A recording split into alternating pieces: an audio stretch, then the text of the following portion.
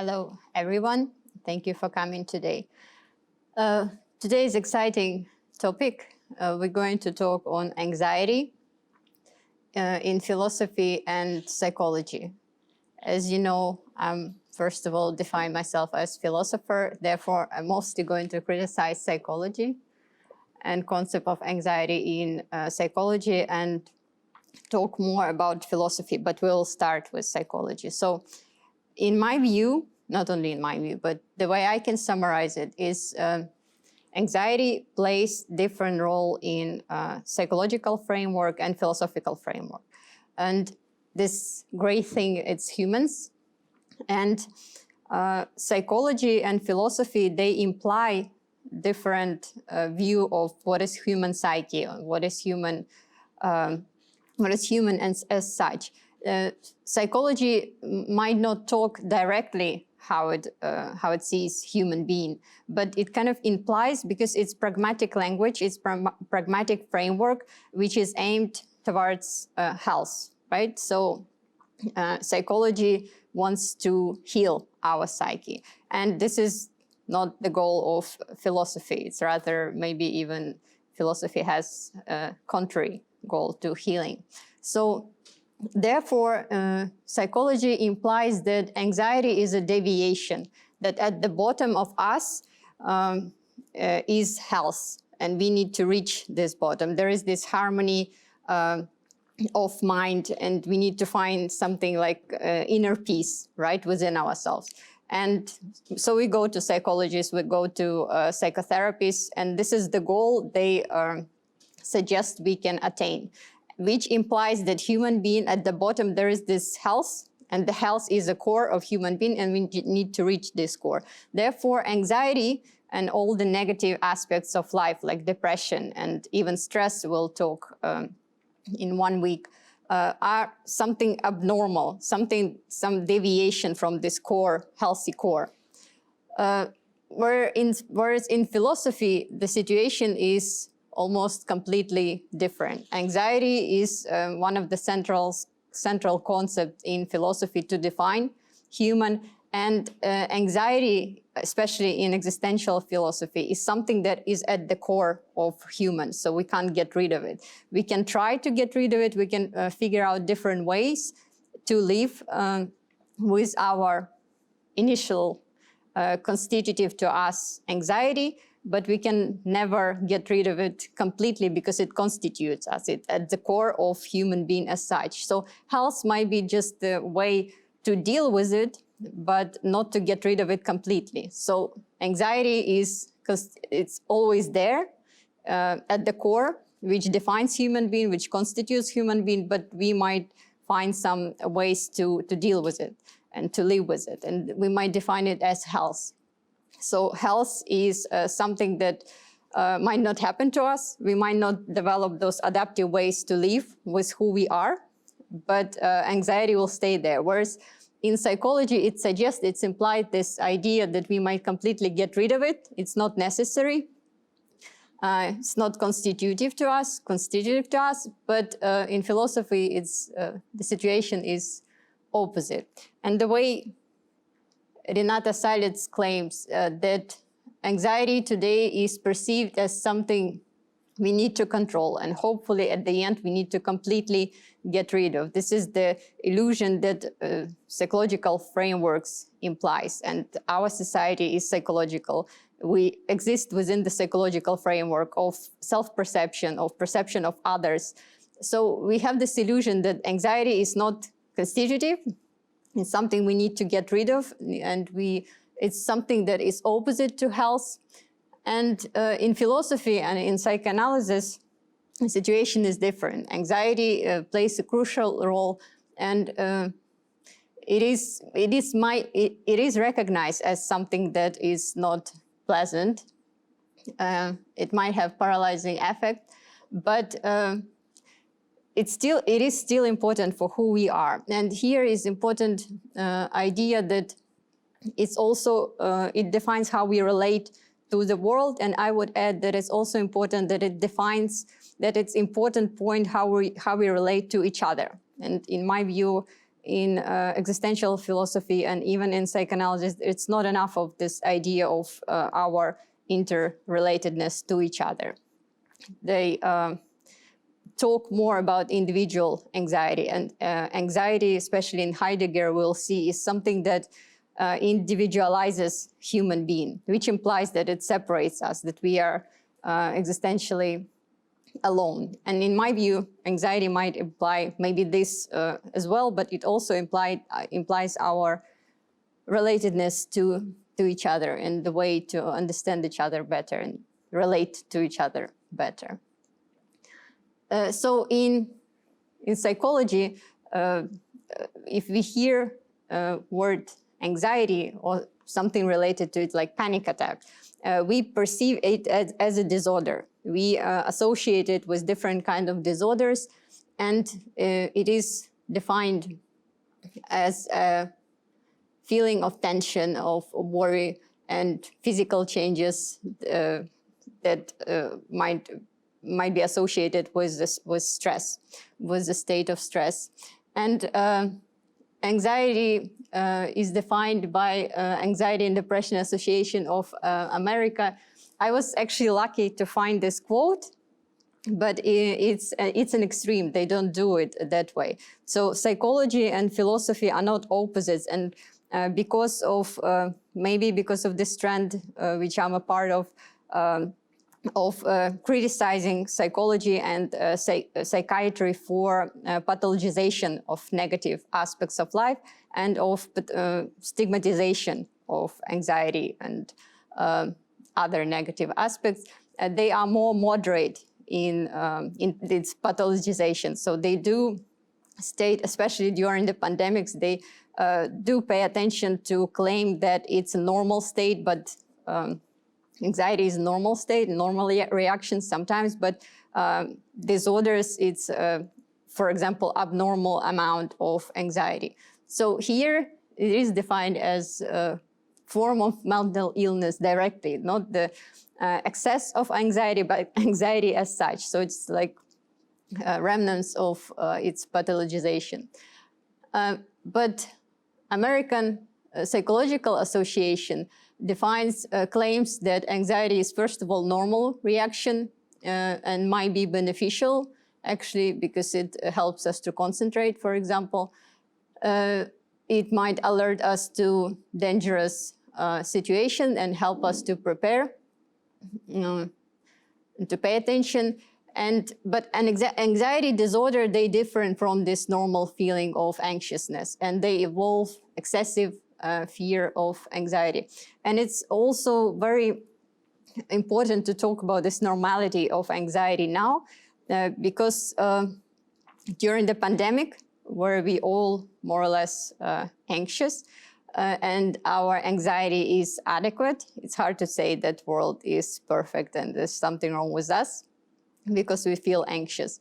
And so anxiety disorders, they would be defined as excessive amount of anxiety, abnormal amount of anxiety. And American Psychological Association defined it as out of proportion to the situation or inappropriate for a certain age, and doesn't let function normally. But it's also tricky, because what is the perfect amount of anxiety that in certain age you can experience, or what is this adequate reaction to a situation? For example, people who before coronavirus pandemic would claim that would be scared, anxious because of the possibility of virus, they would be considered, of course, as someone who has anxiety disorder. But then when it turned out that they were right in their prediction and their anxiety was adequate, now we have kind of troubles. And anxiety is the most, anxiety disorder, so this excessive amount of anxiety is already the most common mental disorder. And this year, during the pandemic, it started to be even more popular disorder. So 84% of Americans reported that at least they felt some negative emotions during past 2 weeks. So what World Health Organization had to do, they had to put on their web page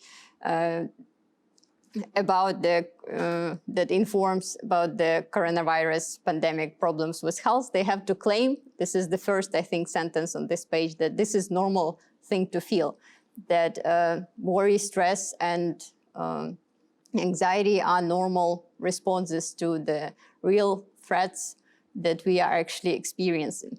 And next time I will talk about the danger of stigmatization of the negative effects, precisely anxiety, because when those feelings are stigmatized, first of all, people who experience them are stigmatized as mentally disordered. And second of all, when we experience something like that and we associate this state with mental disorder, not only we experience anxiety, but we also start to be even more anxious because we perceive ourselves as sick.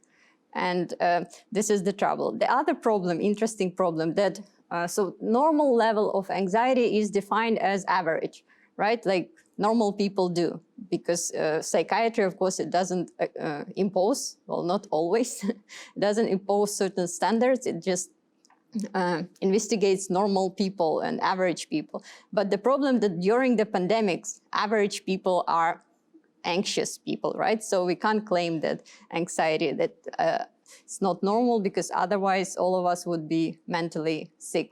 And interesting aspect that psychologists, those who we turn to for help, they also exist in this situation of pandemic, and they also experience adequate level of anxiety.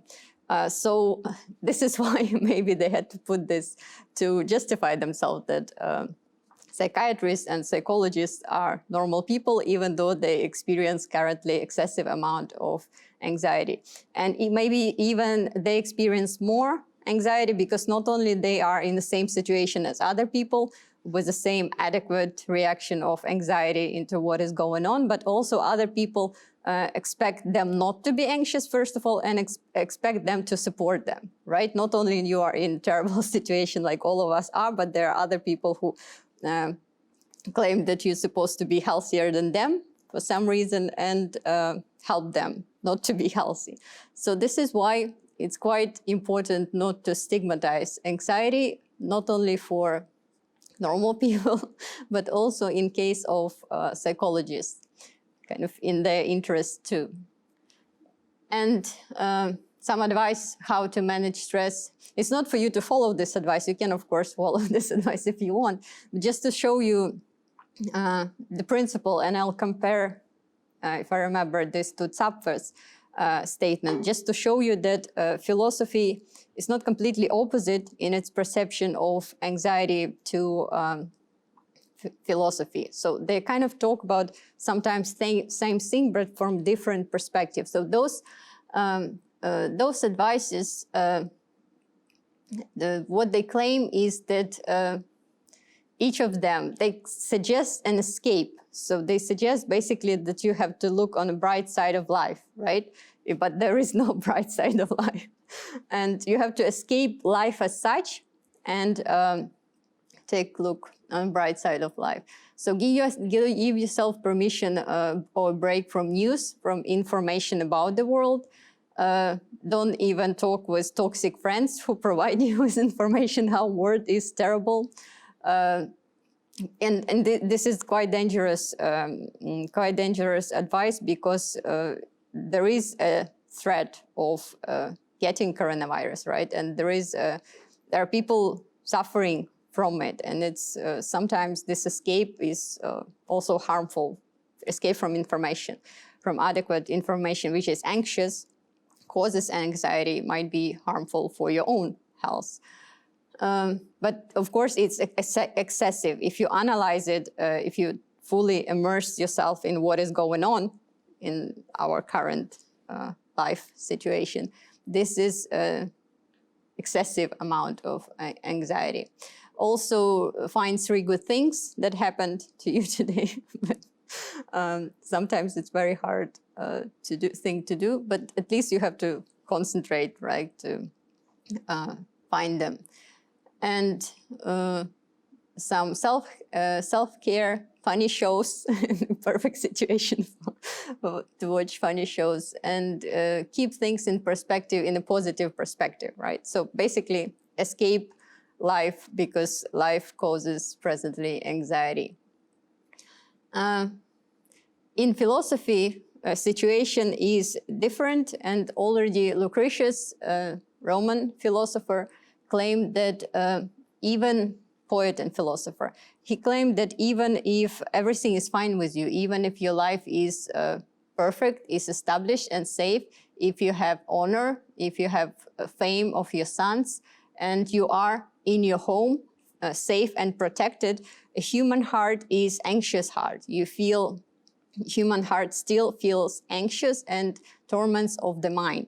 So even if you reach everything, what psychology might claim is a health or successful life in common view, there is still this anxious heart which feels anxiety, because anxiety is at the core of human heart, of human soul, of human mind. So in philosophy, situation is completely different, even sometimes opposite to perspective of psychology. The most important philosopher who talk a lot who started to talk a lot about anxiety is Kierkegaard. He wrote the concept of anxiety, published in 1844, in which he defines concept of anxiety and develops his understanding of anxiety. So anxiety in philosophy is Angst. It's the concept that Heidegger will later develop. Basically, Kierkegaard influenced all the following thinkers who were elaborating concept of anxiety as crucial for humans. Angst for him is the core and of human existence, and actuality of freedom and possibility of freedom. And he also talks about leap of faith. Actually, he doesn't, but this is how people summarize his idea. So it's important to understand that Kierkegaard is still religious thinker. It's still it's existential thinker who pays a lot of attention to human existence in the world, but he's still religious thinker. And the idea of anxiety, it begins in religious philosophy, but it also leads outside of this philosophy. Not Kierkegaard, he still stays inside, but with Heidegger, we can see this later, this switch. So, quote from Kierkegaard from the concept of anxiety, that anxiety is a pivot upon which everything turns. If you remember my pictures of human beings, this is the core, right? We can try to escape it, and throughout all our lives we are trying to do it. Otherwise, we wouldn't be alive if it completely coincide with our anxious core, because our anxious core is not good for living. It doesn't fit. It hurts too much. And health might be seen as a deviation from this core, deviation that we need to survive, to extend our lives. But anxiety is the center upon which everything turns. So everything else might be just seen as escape from this basic human condition. He also claims that anxiety is freedom's actuality and a possibility of possibility, and is a dizziness of freedom. And the image of this might be normally provided is abyss upon which human stands, with no feeling of no solid ground beneath where we stand. And it's also the possibility of freedom, because we understand that we don't have solid ground underneath us. We don't have a solid understanding of the world. We don't have any solidity that we can lean upon. And this is from where, from this state, we feel dizziness, we don't feel ground, and we feel the possibility, this is the possibility of freedom, we can make choice. And his image for that, because he's a Christian philosopher, was Adam in the Garden of Eden, upon whom the voice of God was raised. So God claimed that you cannot eat from the tree of good and evil, or otherwise you will die. But so Adam was given, and Adam felt anxiety, and this was the initial human condition, human feeling or affect that defined human as such, because there was a choice in front of him, and he didn't understand, right, what is good or bad, or what is a possibility to die. So this, the state of where everything is undefined, where you need to make choice, but you don't need to make choice. You can make choice, but you don't know which choice to make. And there are no precise ways that you need to take. There are no directions. So this undirectedness, a feeling of the feeling of absence of a solid ground, and feeling of helplessness, of the dizziness. This is what defines human. This would be better developed a little bit in Heidegger. We'll understand it, because Heidegger takes a lot from Kierkegaard and develops its further. But the thing about Kierkegaard, as I said, he was a religious thinker. So he also claims that paradoxically, out of this dizziness of freedom, out of those possibilities that we don't even know what they are, but we know that we can make choice, so we have to make choice. We need to make a leap of faith. This is not his expression, this is the expression that theorist summarizes his ideas, but he claimed that we have to believe.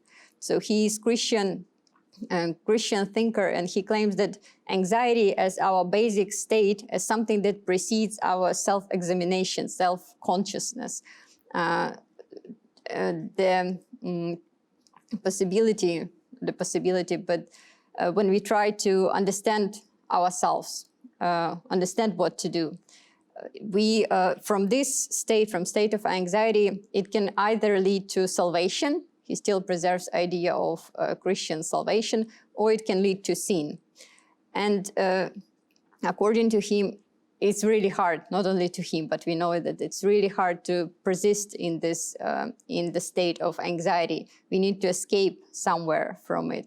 For him, the way to salvation is through anxiety, when we have to make this leap into faith, leap of faith. So we need to commit ourselves to God. We need to commit ourselves to, we need to trust that God exists, because in state of anxiety, the other thing that might come out of it is the ways of rationalization. So we might think if God exists, or if he doesn't exist, and it's just endless doubts. And from these doubts that lead towards nowhere, we have to make the leap of faith. And this is still salvation. So Kierkegaard talks a lot about anxiety as a human condition, but he still escapes anxiety. He still preserves the idea of God, the idea of the possibility of salvation. And this would be different. Yeah, and also he claimed that the only thing we can learn, so whoever has learned to be anxious in the right way has learned the ultimate. So the right way for him would be to leap into salvation, leap to faith. But we can say that there is nothing else to learn, right? If this is our core, then the only thing we can learn in life is how to be anxious. And maybe understand that there are no proper way to be anxious, just they're different. But there's nothing else in human that can be modified except for this initial feeling of anxiety. And with Heidegger is going to be different. He wrote a lot on anxiety, especially in Being and Time. Some of the concepts that we will take closer look on a bit later is Dasein. Dasein for Heidegger is being there. in Russian, тут бытие, is a condition of a human existence. It's human being in the world.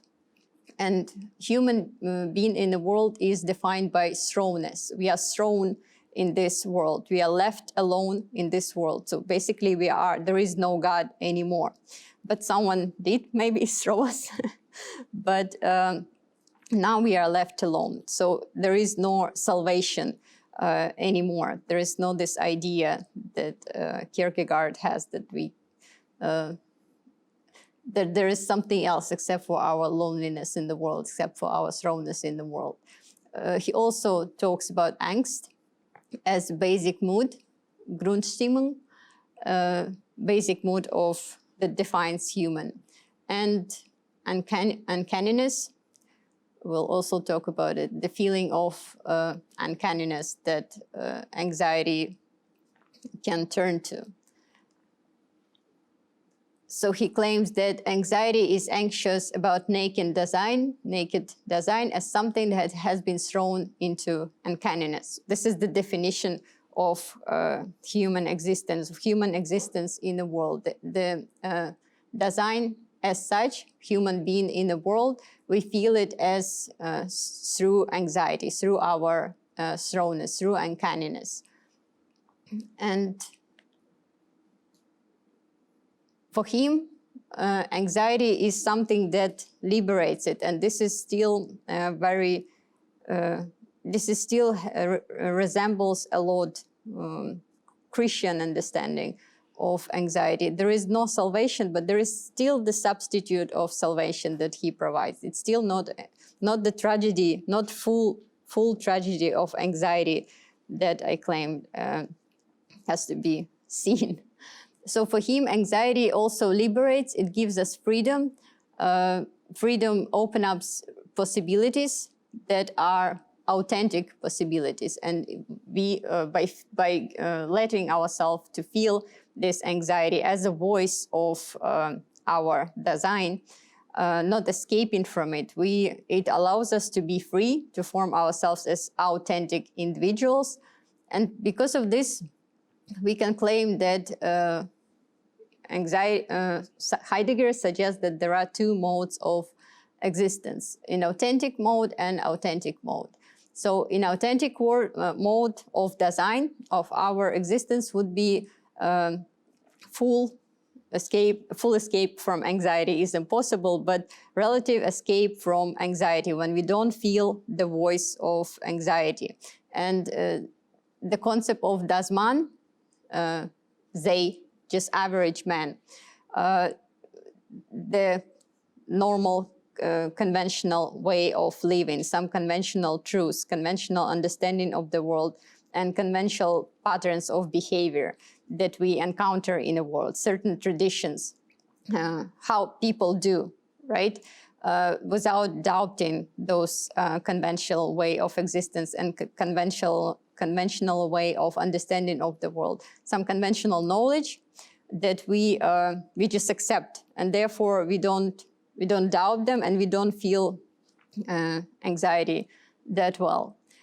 It's a non-critical attitude and complete immersion into the ways of the world. When there is no us yet, we are not individualized yet. We don't doubt those ways of the world. We feel comfortable in our design, in authentic design. We feel as in our home. Right? For example, we fully trust our parents, their ways of being, knowledge that they pass us, and we are fine with it. We don't doubt it. We don't feel that much anxious. So we protect ourselves from, shield ourselves from anxiety. Not only parents, but also some conventional truths of our culture or our surrounding. And authentic design, he defines as something as individualized design, and this is the switch from the inauthentic to authentic is through the feeling of anxiety. When you let yourself feel anxiety, or sometimes when anxiety overwhelms you and you can't get rid of it, and you start to feel you start to feel uncanny in this world. You are not, you don't feel it as your home anymore. It's not comfortable. It's foreign to you.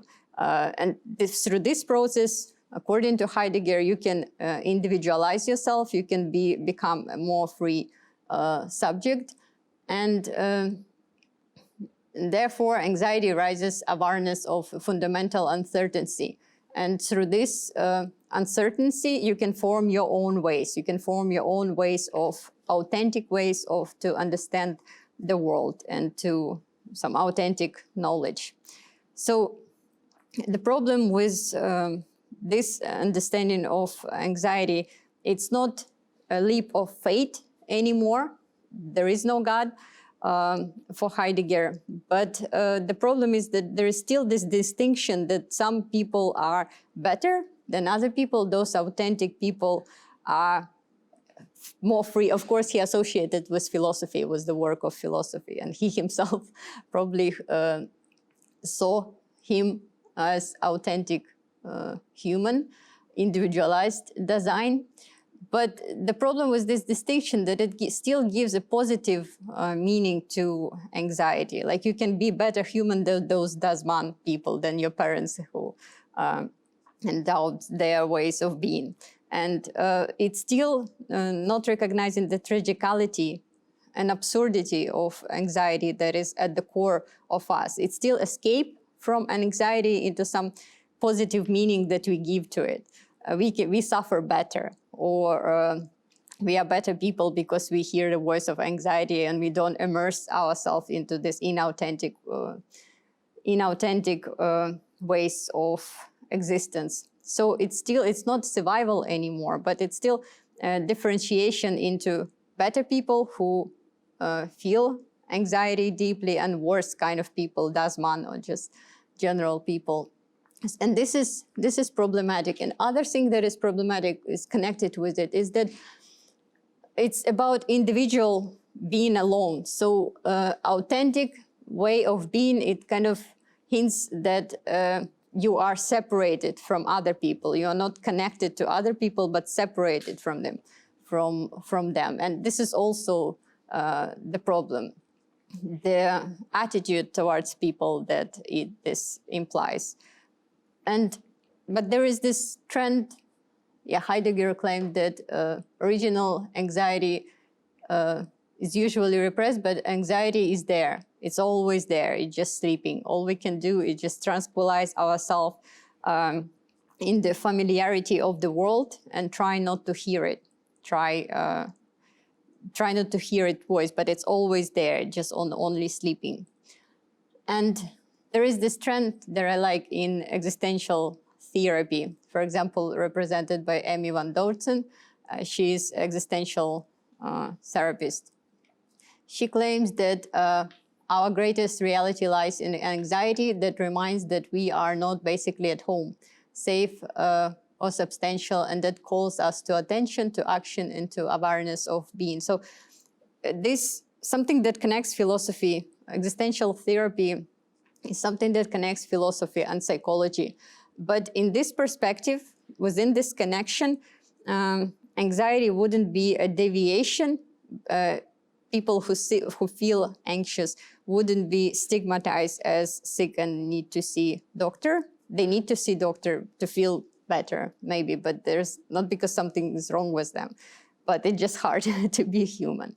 But it also might be claimed that it's a special sensibility or sensitivity of to the world, to the existence of the world. Like last time I showed you a slide with Zapfe, claiming that this anxious state of mind might be actually our ability to hear the voice of world better, not to deviate us from the normal state, but to make us feel the voice of a world deeper, to see how things really are, and they are not good.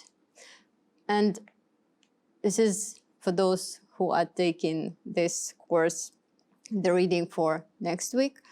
And I like Paulson, who claims that, who actually tries to switch the perspective, who is following this existential therapy trend and tries to switch the perspective to connectedness of people through anxiety. So it's not only being in the world, it's not only that being in the world involves individual existence, individualized existence, separatedness from other, as does man, they, but it also involves being with others, Mitsein, and it necessarily includes being with others who also share this existential feeling of anxiety. He claims that they're concerned with their own being, but people are also sometimes concerned with being of others even more than with being of with how they are, their own feelings and their own existence. And for Heidegger, this care for others would be probably defined as escaping from your own freedom, your own individualization, and immersion into das Man, and not escape from the possibility of freedom and of individualization.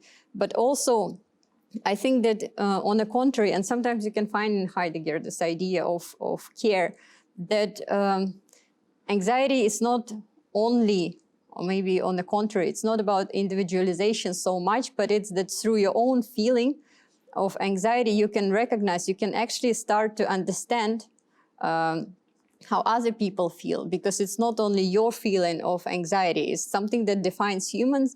You exist with humans. We are not able to exist outside of human society. And to understand humans better is, or to understand humans as such, you can only understand them through their anxiety, through this tragedy of their existence. So it's also not potentially, at least, not something that separates from other and makes you better than other, more authentic, but it's something that helps you to understand other properly. And you know probably then when you share your traumatic experience, when you share your anxiety, when you let others see it, it might lead to real proximity with them. Sometimes it's too much, because proximity of other humans is too much, it's also anxious. So we need to sometimes hide it from others. But when we talk about friends, when we talk about close relationship, they're normally based on this shared feeling that it's someone, you know, that they're close to you because you can share this absurdity of your life and of your anxiety with them. So it's also potentially, Heidegger potentially contradicts himself in a way that I like, that it's about being with others, not about being not only about authentic being as separation from others and individualization and superiority in relation to others. And maybe important concept that you would hear in Heidegger is being towards death. Don't have slide about it because I thought we won't have time, but we do. Being towards death is something that defines authentic existence. So it's human who is first of all mortal. Now we know that we don't have immortal soul anymore, but it's more about existential death. So human, authentic being, someone who can take more anxiety, they do recognize that not only they going to die, because we don't care that much about our own mortality. We can never experience about our own fact of physical death. We can never experience it. But we understand how fragile we are, that we do change, we do age, and we lose everything. And all the stable ground that we manage to, illusion of a stable ground, stable meanings, and these ways of the world that we perceive as comfortable, we might also get disillusioned in them, we might lose them. So we are fragile. And it's also being towards death, it's also might be seen as a part of this being with others, because others are fragile too. And you know that you feel closer to others when you recognize that they might not only die, but they're also extremely fragile in their instability of their lives, instability of the ways of world that they are immersed. And to my view was the situation of pandemics we actually start to feel it much deeper, and we start to feel it. There are trends that contradict each other, because, but maybe not completely, because sometimes we prefer not to see it, how others are fragile, because it's too much.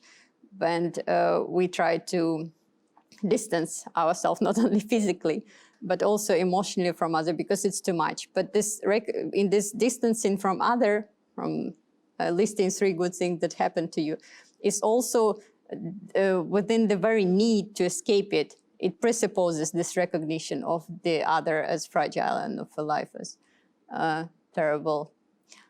And Tapfe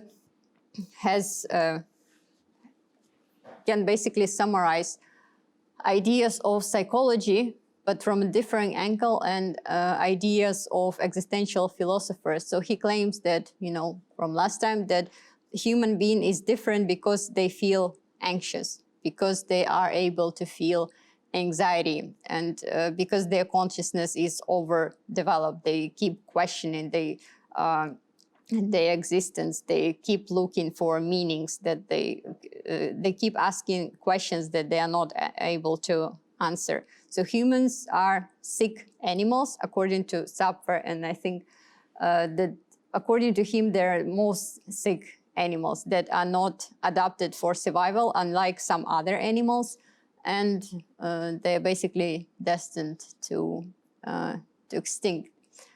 The faster the better. And therefore, to exist with themselves being anxious and being not adapted for survival, they need to develop defense mechanisms, among which he claims there are isolation.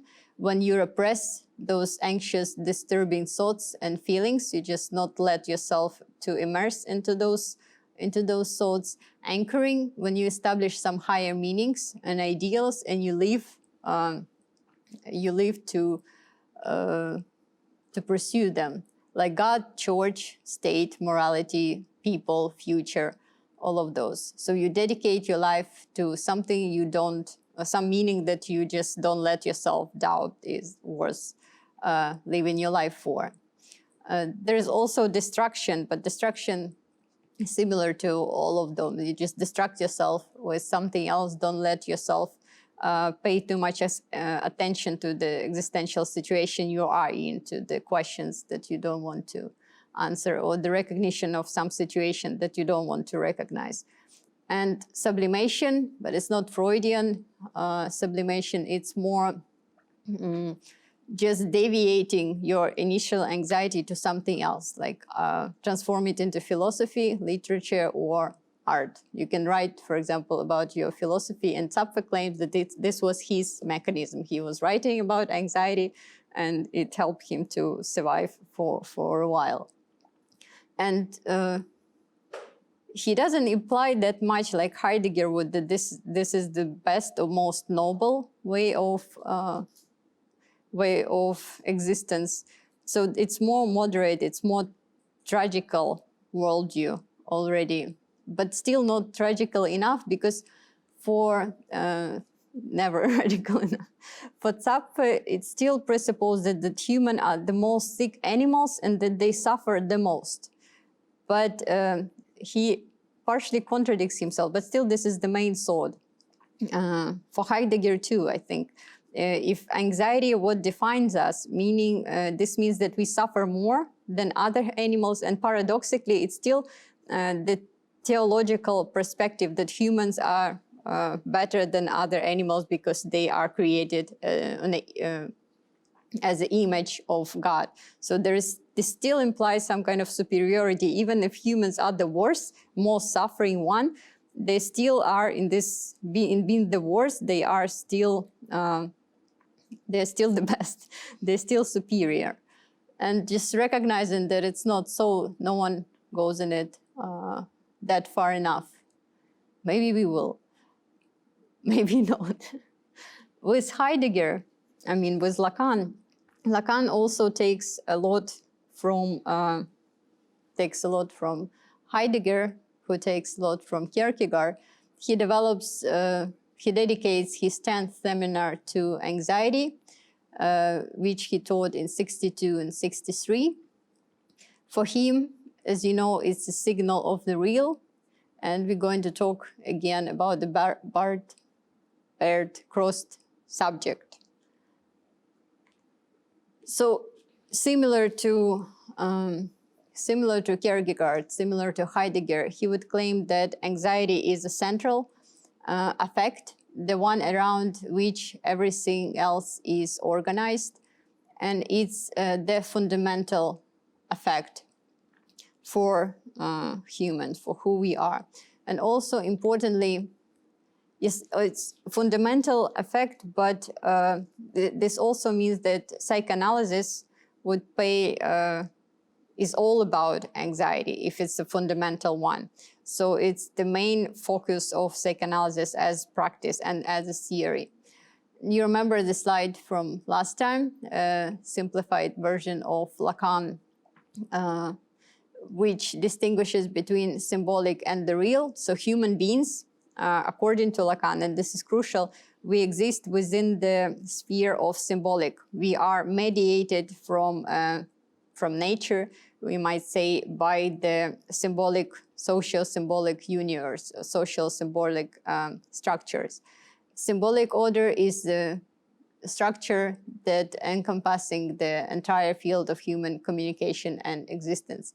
Whereas a real is something that is basic, something that is constitutive to the symbolic, but nonetheless symbolic can never fully exhaust the real, define the real. It's the real existence, structural incompleteness of the sphere of symbolic. Therefore,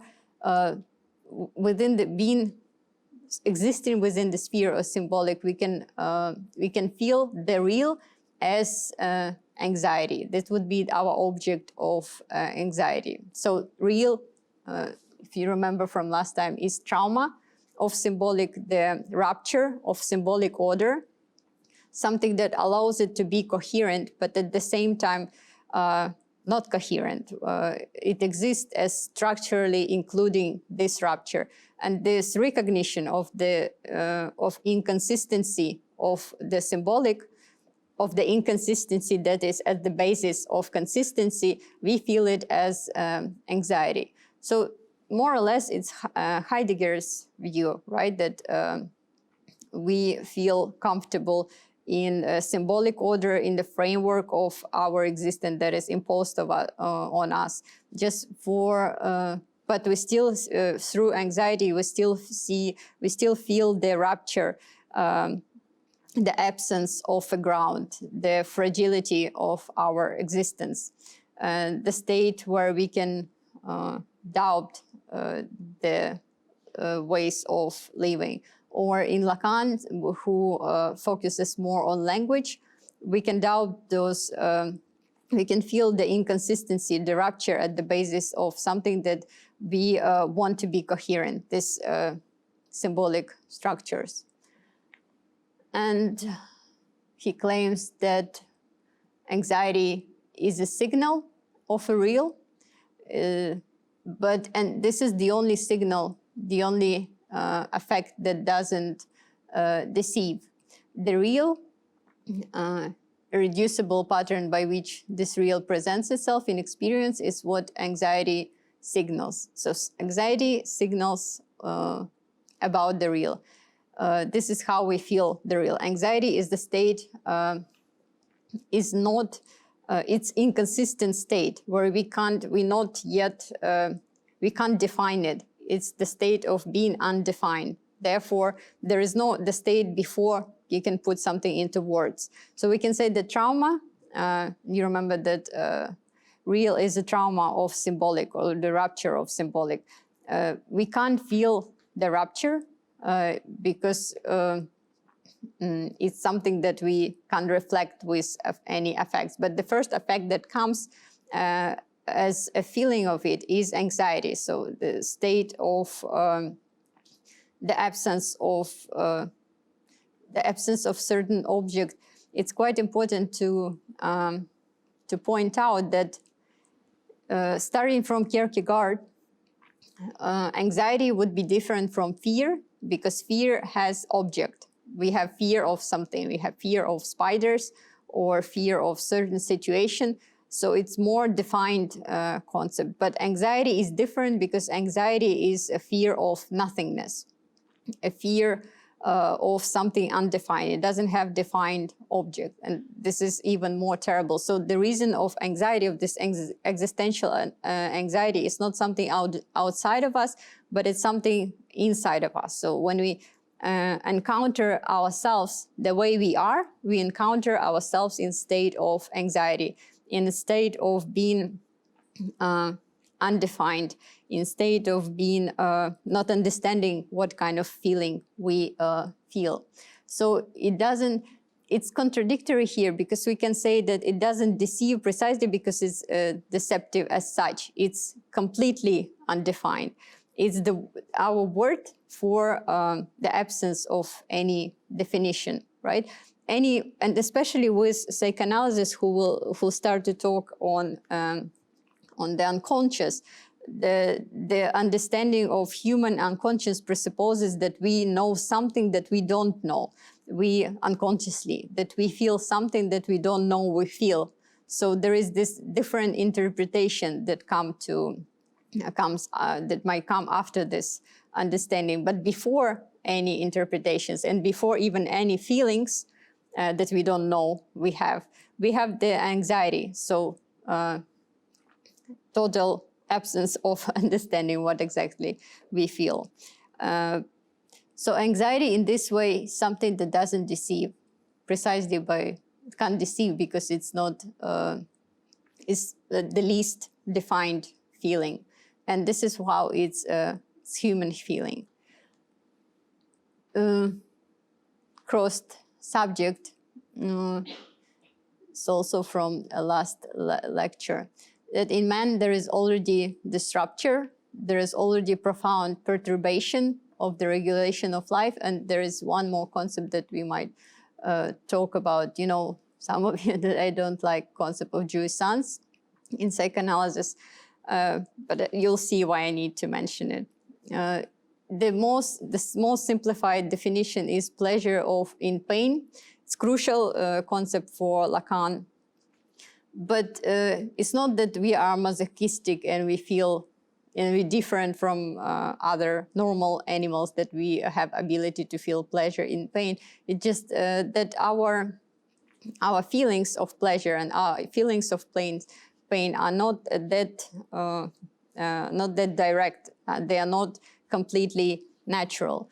The more complicated understanding of jouissance is human beings feel the excess, surplus pleasure, and because of the surplus of this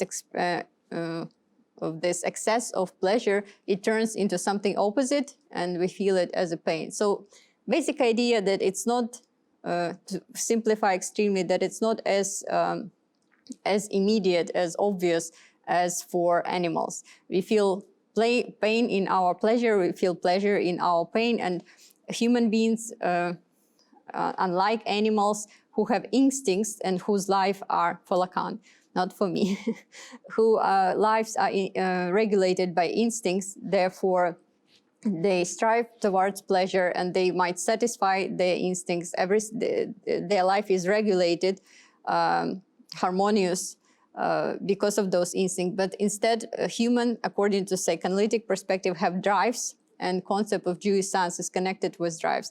That our drives are, first of all, mediated through the socio-symbolic sphere. They are not immediate.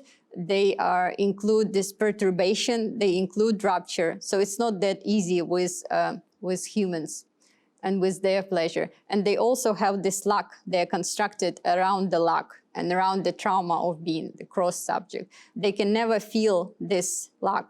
They can, so they might strive for pleasure, but it's never, because they're constructed around the lack, around the disturbance of their being. They can never satisfy their desire. They can never feel this void that we want to feel, for example, when we fall in love. But it's just in vain. right? It's unsatisfiable. Or the other image, which is common for psychoanalysis, is the desire of parental figure, of a perfect mother figure who would take care of us. And this mother figure even just signifies a lack of a mother figure. The mother figure, as a understanding, in this understanding, is a perfect figure who provides care, but there is even our mother doesn't completely coincide with this perfect image of what we want from a figure who is taking care of us. So we're never satisfied, even when even when our lives are successful, we still have this anxious heart that defines us, and for Lacan differentiates us from animals. So this is Zizek's definition of subject, of human subject, who is different from animals because in psychoanalysis, because we have language, also because we are sexualized, but language, I think, is more crucial from this perspective, because we mediate our existence, our relationship with each other through the socio-symbolic sphere.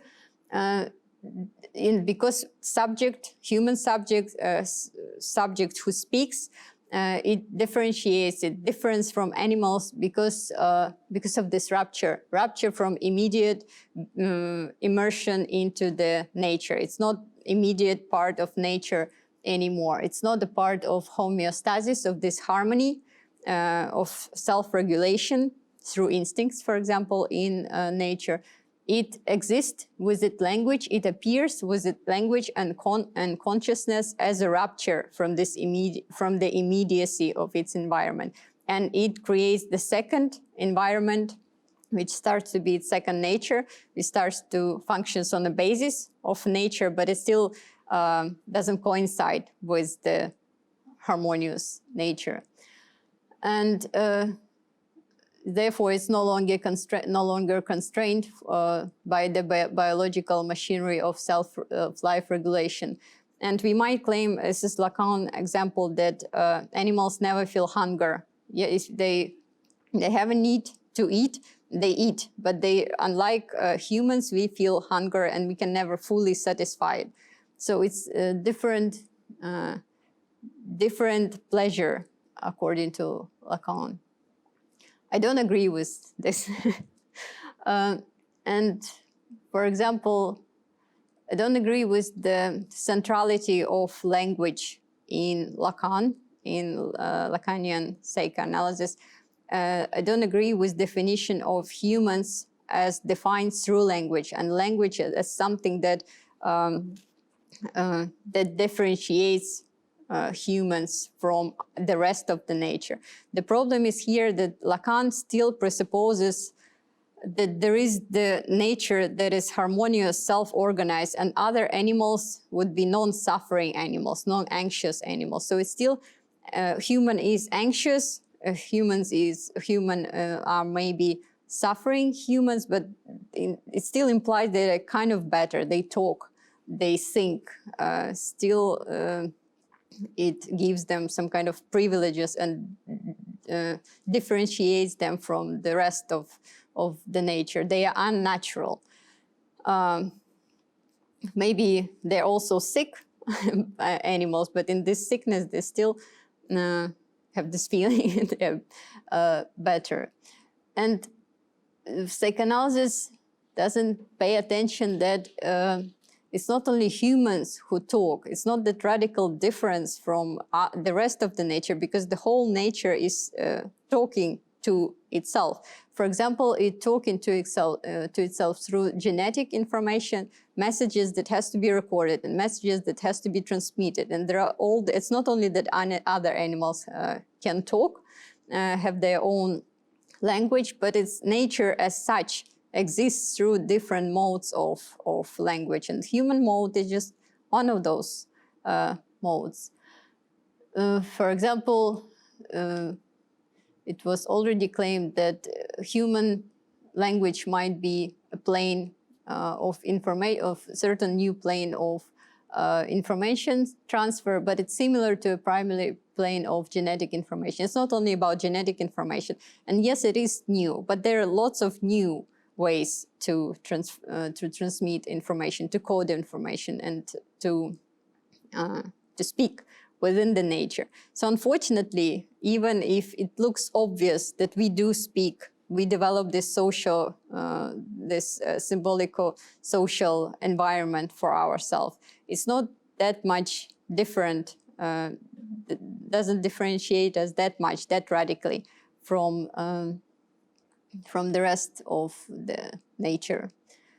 And it also implies that this our suffering, this our anxiety, it's maybe, even though on the one hand, I do agree that it's our basic mode and it's what makes us human, but maybe we are rushing too fast into thinking that we suffer more, like in Zapfe, we suffer more than others. We are the most sick animals ever. Maybe the rest of the nature also suffers, and you just have to be careful not to perceive nature through understanding of us, not to centrate our understanding of nature or of understanding of human subject.